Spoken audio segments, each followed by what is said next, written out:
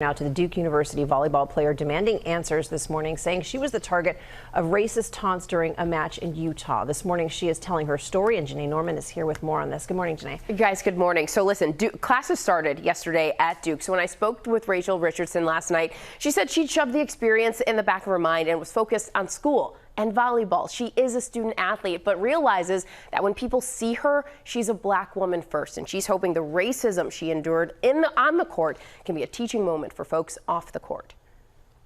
Richardson again fires that one. New fallout this morning from the volleyball court. Well, at first it was kind of like did I hear that right? Like, I didn't really believe it.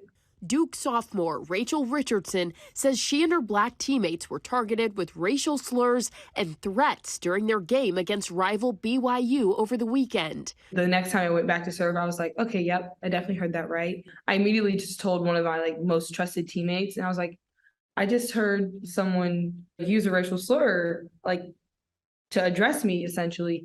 Richardson taking to Twitter saying the heckling lasted for the entire match, and when it turned to threats, they began to feel unsafe. She says both the officials and BYU coaching staff were made aware of the incident during the game, but failed to take the necessary steps to stop the unacceptable behavior and create a safe environment. My coaches and my teammates, they responded immediately to the best of their ability, because in that moment I was like, they're doing something on my behalf. BYU confirming that the fan accused of launching those attacks is not a student and that they are now permanently banned by BYU. Even if, as they say, it wasn't a student who was doing this, there were students nearby. And so the fact that they didn't know what to do in the moment to call him out or to let him know that's not accepted here, you need to stop. That's not wanted here. It's a level of ignorance. And so if there's a lack of knowledge on racism and how to deal with it, that's how you have things like this continue to happen. The next night, the BYU athletic director with strong words for their supporters. Cheer him on as loud as you can, but do not cross the line where you would hurt or harm anyone in any way. Richardson has thanked him for his support and says he's been at the forefront of making sure his athletes get the proper education and training to handle any similar encounter effectively.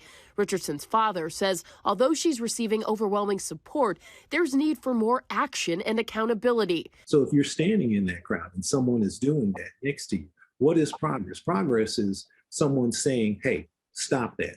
For Rachel, she calls the incident an opportunity for herself and for others. I'm not the first person. I'm not the last person. This isn't an isolated incident.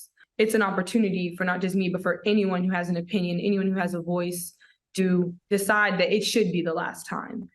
So some said that the Duke volleyball team should have protested and stopped playing the match. Rachel says that never even crossed her mind. They were there to play volleyball. That's what they did. And she added that she doesn't believe this one person or even those in the crowd nearby are reflective of BYU's values. So I was really impressed with how she is handling all a lot of of grace. Amazing. Yes, wow. Completely. All right, thank you so much, Janae.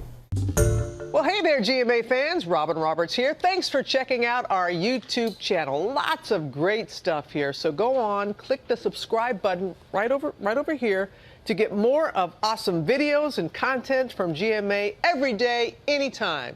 We thank you for watching, and we'll see you in the morning on GMA.